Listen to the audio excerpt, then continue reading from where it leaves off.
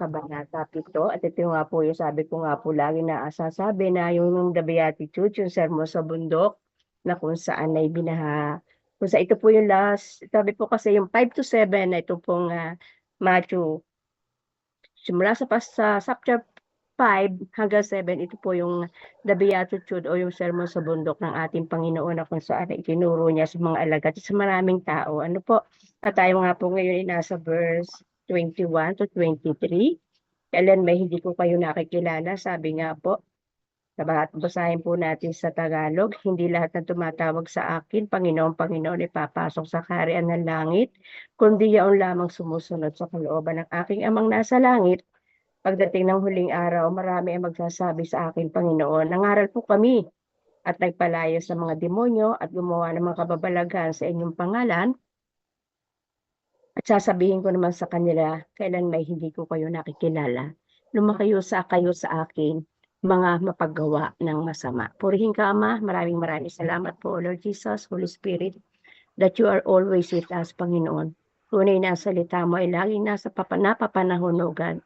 At alam ko, Panginoon o Diyos, na kami nga po, O Diyos, ay tunay na kinakasihan, sinasamahan ng Santong Espiritu.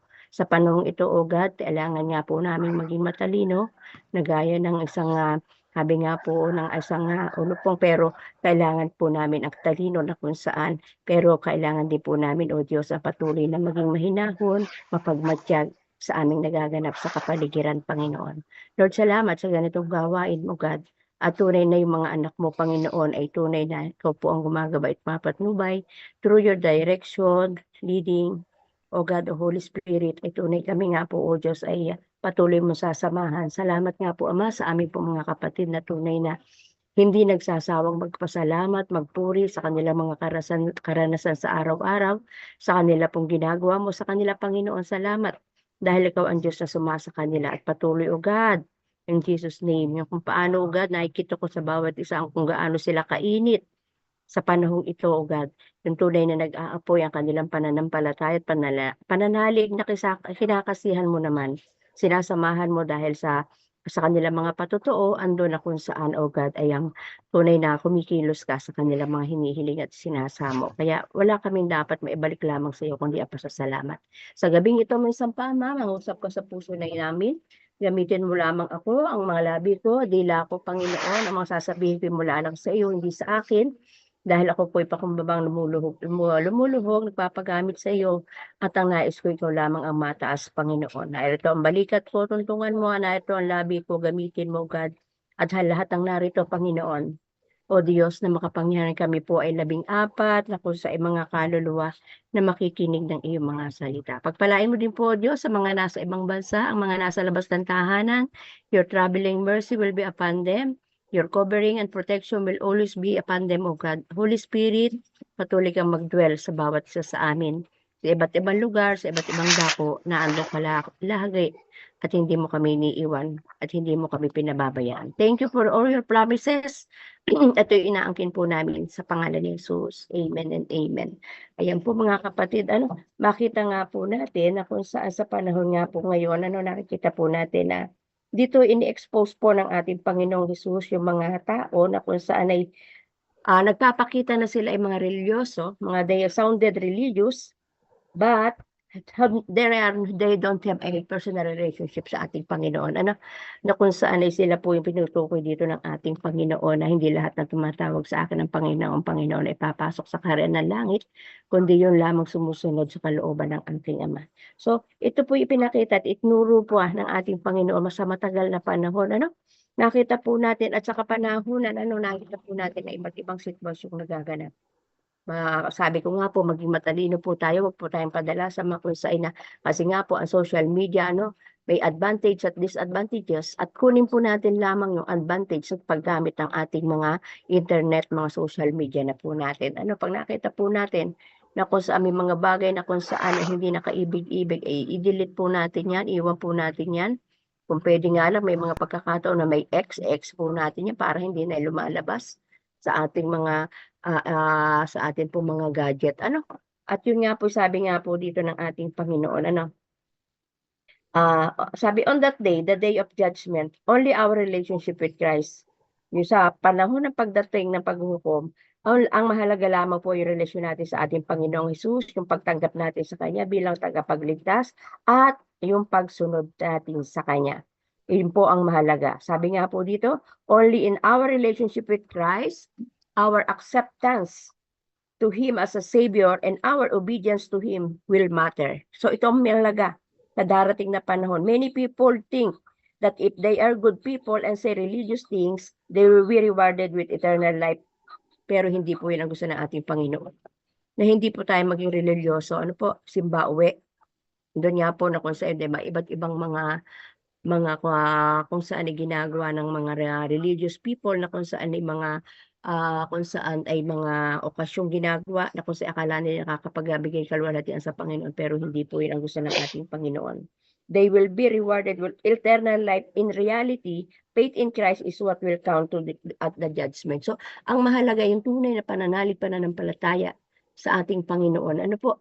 Yun nga po na kung magkaminsan yun na ulit-ulit napapansin na bubuksan mo nga po yung Rolando Garcia po ang pangalan yata niya, na kung saan ay talagang twist na twist. Sabi nga po doon sa mga nagko-comment, dapat nga po yun ang Facebook ay hindi iban yun ang Facebook para hindi na. Kasi ang naisip po natin dito paano yung mga mababaw sa pananampalataya at doon napatuon. Marami na kung saan ay sabi nga po, na kung saan ay yung mga mangmangay hindi nila naunawaan, na kung saan ay ayun ang magagamit, magiging footstool ng Diablo para sila nga po ay patuloy na maakay sa maling landasin, na kung saan ay yun po ang kumbaga, yun ang dapat natin ikabahala. Okay tayo ngayon, lagi tayong nakikinig, lagi tayong nagbabasa, nandun ang relasyon natin. At yun ang sabi nga po dito, di po baga, ini-expose, pinakita ng ating Panginoong Hesus lumpa na kung saan sila mga religyoso, pero wala silang tunay na relasyon sa ating Panginoong Hesus.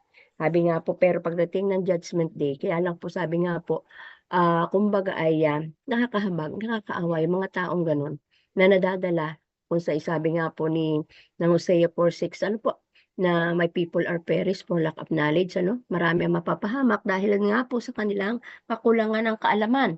Kaya po mga kapatid, patuloy nga po na maging matalas ang ating pakiramdam. Sabi nga po kasi dito sa ating binasa sa verse 22, pagdating ng huling araw, marami ang magsasabi sa akin, mga Panginoon, nangaral po kami, nagpalayas ng mga demonyo at gumawa ng mga kababalagan sa inyong pangalan. Pero ang sabi ng ating Panginoon, in that day is the final day of reckoning what God will settle all accounts, judging sin and rewarding faith. So, yung mga kasalanan, ano po yung ating i-reward sa atin kung tayo makasalanan? Pero ang ating nga pong makita, patatagin at panatilihin yung ating pananalig at pananampalataya sa ating Panginoon. Kaya po yun nga po, maging alerto po lagi tayo mga kapatid. At yun, piliin po natin ang ating mapapakinggan. Kasi maaaring yun ang gamitin ng Diablo na kung saan napakinggan natin. Ay po yung kumbaga para ko ay oo nga, bakit ganito ganyan? Wag na po natin, sabi nga po, wag na po natin ituloy. Kung ano yun ang ginagawa sa atin ng ating Panginoon, doon na lang po tayo. Yun na lang po ang ating dapat na kung saan ay ito ang tama, nagbabasa tayo, may pananampalataya tayo, may pananalig tayo, at may iniuutos sa akin ang Diyos. Doon po tayo tumuko. Sabi nga po kanina sa pag-share ng ating kapatid kanina. Sabi nga po dito ng ating Panginoon, hindi ko kayo nakikilala. Sabi sa verse 23, at sasabihin ko sa kanila, kailan may hindi ko kayo nakikilala. I never knew you. These words of Christ make it unmistakable clear that preacher may proclaim the gospel in the name of Jesus. Sila nga po ay nagbabahagi ng salita ng Diyos. Kumbagay nagpapakita na sila ay kumbagay mga lingkod ng ating Panginoon sa maraming karanasan po natin. Andyan na nga po, naglitawan na si Kibuloy. Nirerespeto natin sila ang kanilang pagkatao, but somehow hindi nila na kung saan ay sila nga po pala marami ang kumbaga ay na-deceive. Maraming kaluluwa na kunawa. Salamat, may mga nag-expose sa mga naging biktima niya, at ngayon po hanggang ngayon nga po dito sa ating bansa hindi pa siya nahuhuli. Dahil alam ko po meron yung kilala o may influencer na nagtatago sa kanya, sa maraming tao na kung sa ina-expose ngayon sa ating bansa. Kaya at tayo patuloy na ang ating magiging weapon dyan, yung pananampalataya natin, pananalig, at yung ating pagiging mediator, yung ating pagiging mapanalanginan, yung ating pag-pray sa ating Panginoon na siya kumilos. Sabi nga po dito, Scripture teaches the fervent gospel preaching in apparent seal of righteousness and the working of the miracles can be performed at this age. Ano, marami nga po ang magagawa ng himala. Marami papahayag ng salita ng Diyos. Maraming gumawa kung saan nagpapagaling ano po sa kanilang mga nasasakupan. But somehow, sabi nga po dito ng ating Panginoon, miracles can be performed at the age under the influence of power of Satan. Nakakagawa din po ng mahimala at kababalagan ng dyablo. Kaya po, yun po ay dapat natin ma-discern ano kung sino nga po yung ating sinusunod. Sabi nga, Satan himself masquerades as an angel of light. Mismong si Satanas ay nagmamaskara na kung saan ay siya ay anghel ng kaliwanagan.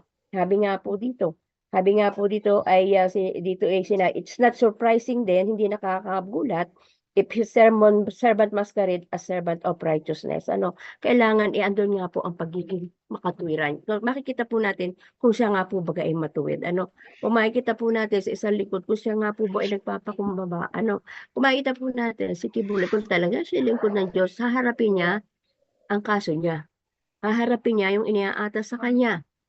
At gayon din po na kung saan hindi siya nagtatago. Dahil tayo po ay matapang kung talagang tayo lingkod ng Diyos. But somehow, bakit ngayon po? Sa dami ng kaso niya, wala siyang hinaharap kahit isa. So ayun na po yung pruweba. Ano po? Na makita po natin. Sabi nga po, it is not surprising then if his servant masquerade as servant of righteousness. Kumbaga nagmamaskara siya na siya ay matuwid. Sinabi po yan ni Pablo sa 2 Korinto chapter 11. 2 Korinto chapter 11, nakita po natin, sabi po dito sa 14 and 15, hindi ito dapat pagtanghan sapagkat si Satanas ay maaari magkunwaring anghel ng kaliwanagan. Kaya hindi katakataka na magkunwaring lingkod ng katwiran ang kanyang mga lingkod. Ang kanilang kahinatnan ay yun lamang, sa kanilang mga gawa. So yun po, so ayan, sabi nga po, hindi ito dapat pagdaghan sapagkat si Satanas man ay maaari magkunwaring anghel ng kaliwanagan. Yun nga po kanyang maskara, na kung saan ay ginagamit. Sabi nga po, kung ating makikita sa panahong ito na andyan na nga po si Satan sa ating kapaligiran na kung saan nagmamaskara. At marami na nga po, ayan na nga po naglilitawan. But somehow po rin po ating Panginoon. Tayo po ibinigyan ng Panginoon ng talino at kakayahan. Andyan ang banal na espiritu para gumabay, pumatubay sa atin. Ano po? Nawa po pa sa ating pong patuloy na paglali, pakikinig. Huwag po tayong malihis. Kumbaga ang ano ko naman niya, ang conclusion ko naman niya kay Ed Lapis ay yung pumbagang siya minsan may edited po kasi yung mga kumbaga ini-edit na maaari may ini-edit, may kinakat sila pero kung ating lilimiin, titingnan, meron po kasi pinasa din sa akin na kung sa pinag-aralan ko din kasi maging patas po tayo din Kaya sa mga medyo naging lang ako questionable noon, nakarinig natin po ako ng teaching niya. Nasa ngayon daw po ay yung anyway, hinalin po natin muna yun. Wag na po muna natin. Anyway, ito po, pagpatuloy po tayo. Ang sabi nga po dito, si Pablo po, make it clear that apparent powerful anointing can be the work of Satan. So yun daw po masyadong anointed, baka po meron din pong gawa na kung saan ipinakita ang si Satan. Dito din po pala, yung sa kaugnay na verse na kung saan sa 2 Korinto, doon sa Matthew 24:24. Sabi din po dito, sapagkat may mga magpapanggap na Mesiyas at may lilitaw na mga bulaang propeta, magpapakita sila ng mga kabila-gilalas na tanda at mga kababalaghan upang iligaw kung maaari pati ang mga hinirang ng Diyos. Diba? Matthew 24:24. Malinaw na talagang yung hula, yung sinabi sa suklat ng ating mga banal na kasalita ay talagang napakamakapangyarihan. Dahil ito na nga po yun, sapagkat may magpapanggap na Mesiyas at may lilitaw na mga bulaang propeta, magpapakita sila ng mga kagila-gilalas na tanda at mga kababalaghan upang iligaw kung maaari pati na ang mga hinirang ng Diyos. Matthew 24:24. At ano nga po ang nagaganap sa ngayon? Kaya mga kapatid, ayan, yung salamat sa Panginoon. Andito yun, malayang-malaya tayo na nating napag-aaralan ang salita ng ating Panginoon. Sabi nga po dito, sa maraming pagkakataon, God overrides Satan activity in false preacher in order to bring salvation or healing to those who sincerely respond to God's word. At andun nga po, it is always God's desire that those who proclaim the gospel of righteous, yet when evil is immoral person preaches God's word. Kaya nga po, tingnan po natin personally ang karakter ng isang tao na kung saan nagtuturo, nagpapangaral ng salita ng Diyos. Ma-discern po natin yun eh. Pag siya nagbabahagi ng salita ng Diyos, kung sabay talagang sincere, sabay totoo ba yung kanya isinasabi, binabahagi niya. God does not endorse any unrighteousness preacher of the gospel, but He will endorse biblical truth on those who accept it in His faith. So yung ating pananampalataya sa ating Panginoon, yun po, na kung sa itinanggap natin siya bilang tagapagligtas, siya po ay namatay na buhay para sa atin. Ayun po yung mga bagay na yun, na kung saan sa ating pananampalataya, na kung saan ito po yung magdadala sa atin. Na ito yung titingnan ng ating Panginoon at the end of time, kung sa bagay sa judgment ng ating Panginoon. Ano yung ating pananampalataya tayo sa ating Panginoong Jesus, nananalig tayo sa Kanya. Siya'y namatay at nabuhay na mag-uli. Yun po yung pangahangawakan natin. Dahil si Satan ayaw nang iaano na siya ay nabuhay si Jesus.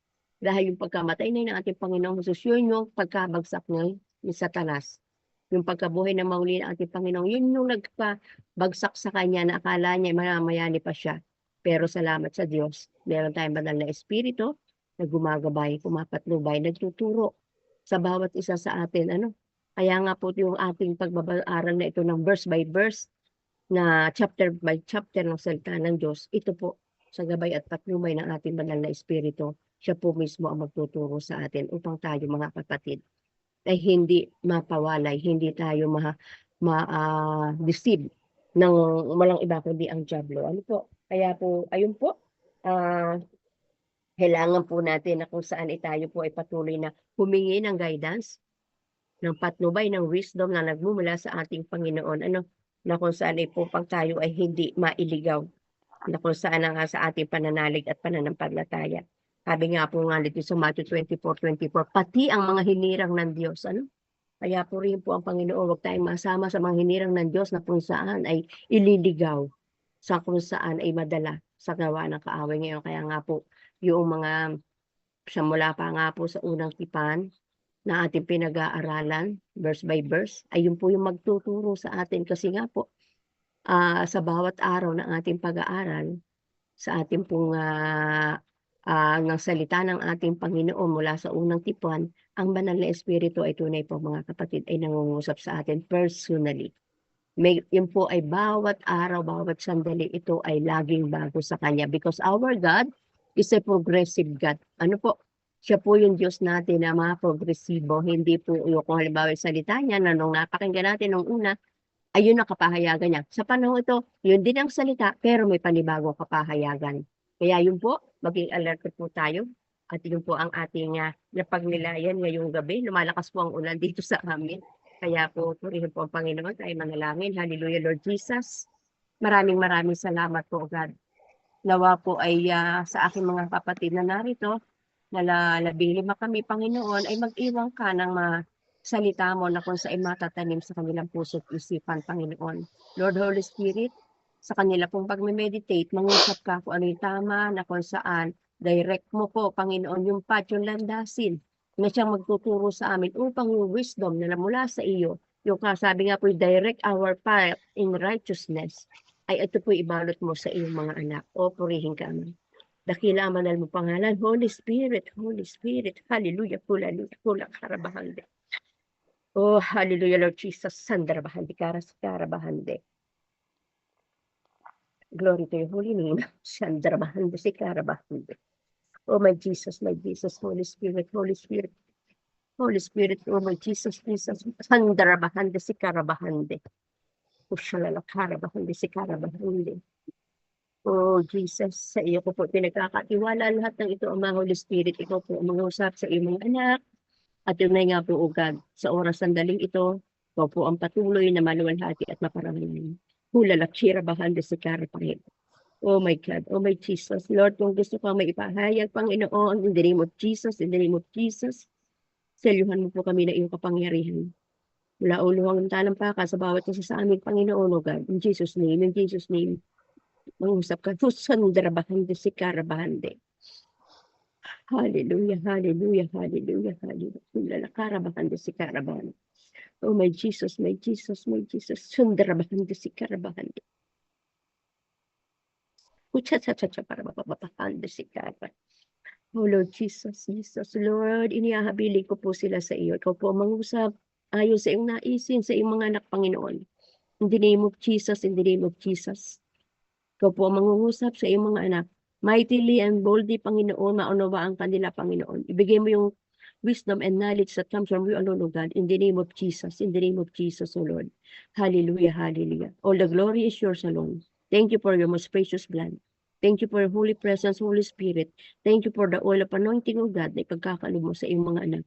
Kung paano ang banal na langis nito, God, ibabalot mo sa iyong mga anak ng mula ulo hanggang talampakan upang anumang disturb ng kaaway hindi makakapit. Sila'y dudulas at dudulas dahil meron kaming wall of fire of protection that comes from you, God. In the name of Jesus, Sandra Bahande, Sikara Bahande. Hallelujah, hallelujah. Praise you, my God. Praise you, my Jesus. Glory to your holy name. Lahat ng kaluwalhati at parangal ama ay tanging sa iyo lamang. In the mighty name of Jesus we pray. Amen and amen. Back to you po, Ate Ninya. Hallelujah, Jesus.